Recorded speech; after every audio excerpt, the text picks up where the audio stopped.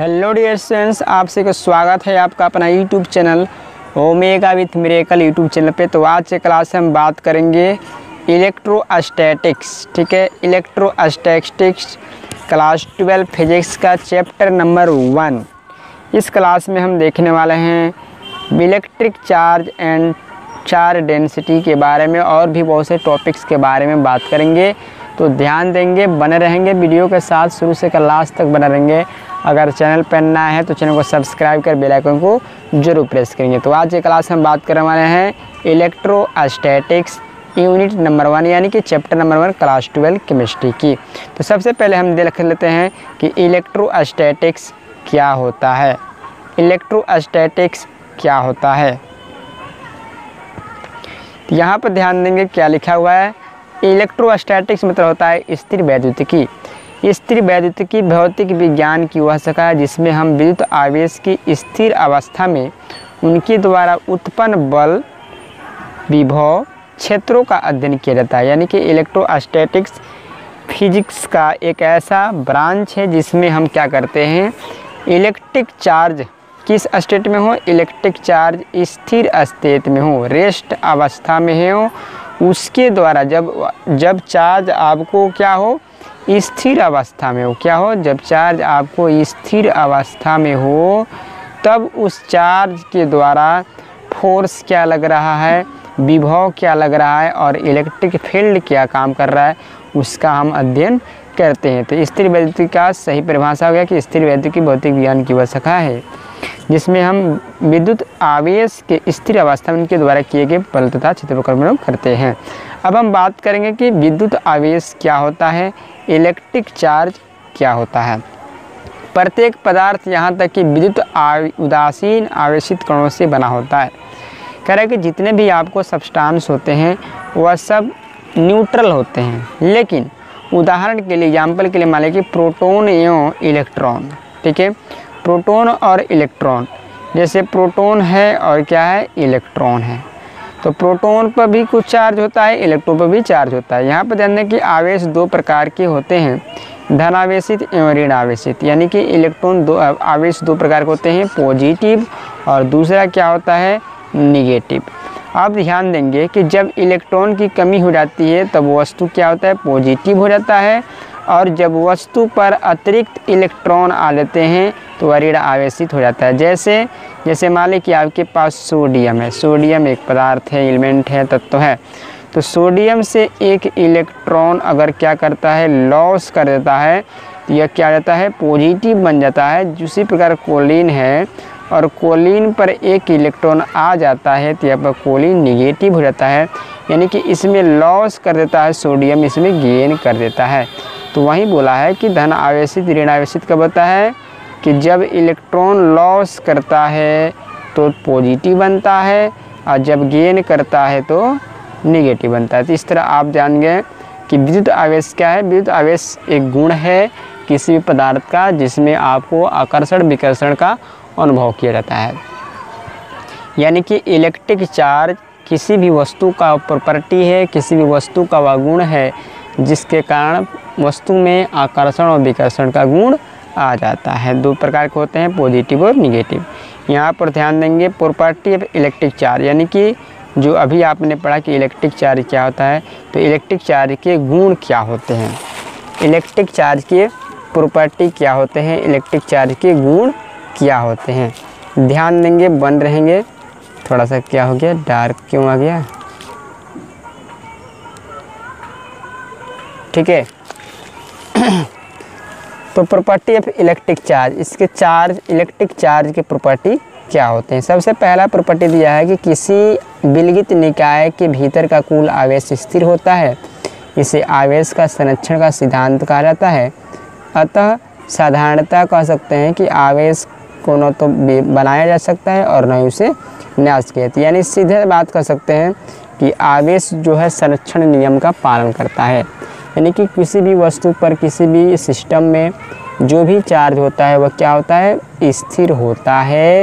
यानी कि न तो चार्ज को हम बना सकते हैं, नहीं चार्ज को विनाश कर सकते हैं। दूसरा प्रॉपर्टी है आवेश का कि आवेश जो है क्या होता है, आवेश जो है क्वांटमाइजेशन होता है, वह आवेश का क्वांटमीकरण होता है। आवेश का क्वांटमीकरण का मतलब हुआ कि जो भी आवेश होते हैं एक पूर्ण गुणज के रूप में होते हैं। जैसे सभी मुक्त आवेश परिणाम में आवेश के मूल इकाई के गुणज के रूप में होते हैं। इसी प्रॉपर्टी का नाम है क्वांटमाइजेशन, क्वांटमीकरण, क्वांटमाइजेशन। ठीक है, इसी प्रॉपर्टी का नाम क्या है, क्वांटमाइजेशन, क्वांटमीकरण।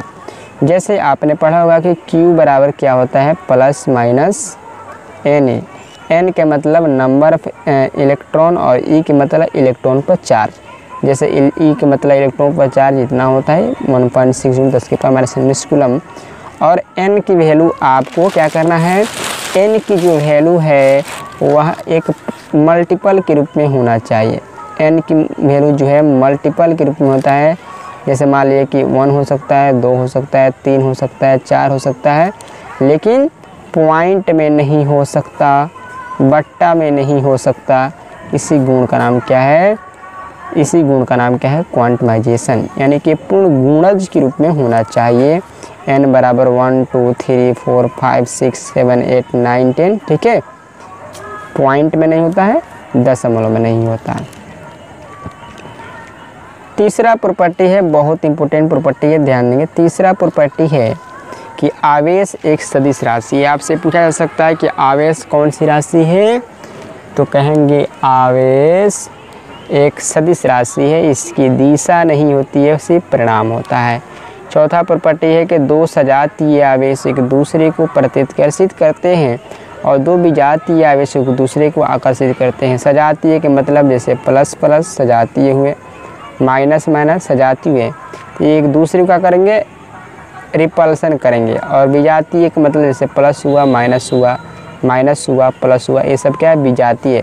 तो विजातीय एक दूसरे का करते हैं, आकर्षित करते हैं, चिपक जाते हैं। पांचवा प्रॉपर्टी है आवेश का कि आवेश हमेशा द्रव्यमान से संबंधित हो, यानी कि इलेक्ट्रॉन का द्रव्यमान इतना होता है। आवेश, अगर कोई भी आवेश है, किसी भी वस्तु पर चार्ज है, तो समझिए वह ये क्या है, वह मास से रिलेटिव है। तो याद रख लेंगे इलेक्ट्रॉन का मास कितना होता है, 9.1 × 10⁻31 kg। तो ये आपको प्रॉपर्टी है, याद रखना पड़ेगा। ठीक है, चलो नेक्स्ट टॉपिक है कि आवेश का आयतन घनत्व से आप क्या समझते हैं। ठीक है, आवेश के आयतन घनत्व से नहीं, यहाँ पर दूसरा टॉपिक वो बात कर रहे हैं। यहाँ पर हम देखेंगे सबसे पहले कि विद्युत आवेश का मात्रक, unit of electric charge. Unit of electric charge, आवेश का SI मात्रक कूलम होता है, जिसको C से डिनोट करते हैं। और कूलम एक बहुत बड़ा मात्रक होता है, इसे अतः प्रायः माइक्रो कूलम तथा नैनो कूलम मात्रकों का व्यवहार किया जाता है। और संकेत में से माइक्रो कूलम, नैनो कूलम लिखा जाता है। लेकिन ये ध्यान देंगे, कूलम जो है ना, ये बड़ा मात्रक है और कूलम वैज्ञानिक का नाम है। ठीक है, और कभी कभी छोटा भी मात्रक होता है। ठीक है, छोटा भी मात्रक होता है किस चीज़ का, आवेश का। जैसे मान लीजिए कि छोटा मात्रक है मिली, तो मिली कूलम ऐसे लिखा जाएगा। Micro, pico, nano, fermi, femto. ठीक है, तो ये भी एक छोटा सा यूनिट है, क्या है। और यहाँ पर लिख दिया गया है कि 1 mm का मतलब होता है इतना मीटर, माइक्रोमीटर इतना होता है, पिकोमीटर इतना होता है। सब याद रख लेंगे, ऑब्जेक्टिव में काम देगा। ठीक है, अब है कि आवेश का घनत्व से आप क्या समझते हैं, आवेश की डेंसिटी से क्या समझते हैं। बहुत झकास टॉपिक है, बहुत इम्पोर्टेंट टॉपिक है। आवेश का डेंसिटी, आवेश का रैखिक घनत्व, linear charge of density. Linear charge density क्या होता है कि यह प्रति एकांक लंबाई में आवेश का क्या है, परिणाम है। इसे लैम्बडा से सूचित किया जाता है। यानी कह रहा है कि ये आवेश पर एकांक क्या है, लंबाई का रेशियो है। प्रति एकांक लंबाई में आवेश का परिणाम, यानी कि अगर कोई वायर है, कोई तार है, तो उसमें कितना मीटर में, कितना लंबा में कितना आवेश समाहित है, उसको हम कहते हैं आवेश का रैखिक घनत्व, लीनियर डेंसिटी। और लीनियर डेंसिटी को लैम्बडा से डिनोट किया जाता है। और लैम्बडा बराबर होता है Q/L, छोटा सा यूनिट है, dQ/dL छोटा सा यूनिट है। जहाँ क्यू का मतलब क्या होता है आवेश चार्ज, एल का मतलब क्या होता है लंबाई। इस तरह इसका अगर यूनिट पता किए जाए लीनियर डेंसिटी का तो क्यू बाई एल, और क्यू के मतलब होता है कूलम्ब, आई एल का मतलब होता है मीटर, तो हो जाएगा कूलम्ब प्रति मीटर। नंबर बी में चलेंगे। नेक्स्ट टॉपिक में है आपको आवेश का पृष्ठ घनत्व, सरफेस डेंसिटी ऑफ चार्ज। यह प्रति इकांक क्षेत्रफल में आवेश का परिमाण है, इसे सिग्मा से डिनोट किया जाता है। यानी कि कह रहा है कि अगर कोई वायर है तो कितना एरिया में, ठीक है, कितना उस पर चार्ज समाहित है, कितना एरिया में कितना चार्ज उसमें समाहित है, उसको बोलते हैं सरफेस डेंसिटी। जैसे इसको सिग्मा से डिनोट किया जाता है, सिग्मा बराबर होता है क्यू बाई ए, और क्यू का मतलब होता है कूलम, ए का मतलब होता है मीटर स्क्वायर। इस तरह हम कह सकते हैं कि कूलम प्रति मीटर स्क्वायर इसका मात्रक हो जाता है, यूनिट होता है सरफेस डेंसिटी का। ठीक है, ये बात आप ध्यान देंगे, surface area density. Next topic में है आपका आवेश का आयतन घनत्व क्या है। आवेश का आयतन घनत्व क्या है।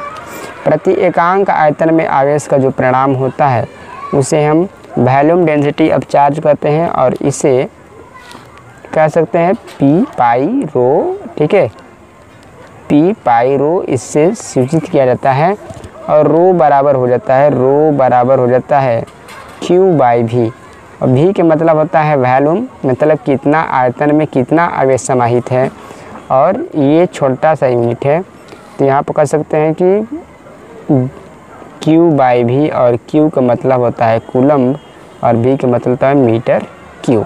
ठीक है, तो इस तरह इसका आयतन का वॉल्यूम का डेंसिटी हो गया आपको कूलम्ब प्रति मीटर क्यू। तो ये आज के लिए बस इतना ही, और नेक्स्ट क्लास में आपको बताएंगे कूलम्ब्स लॉ, थ्योरी, न्यूमेरिकल सब कुछ बताने वाले हैं। ठीक है, और नेक्स्ट क्लास में न्यूमेरिकल बताने। तो वीडियो अच्छा लगता है लाइक करें, और अगर भी सब चैनल पर नए हैं तो चैनल को सब्सक्राइब कर बेल आइकन जरूर प्रेस कर लेंगे। Best of luck, good.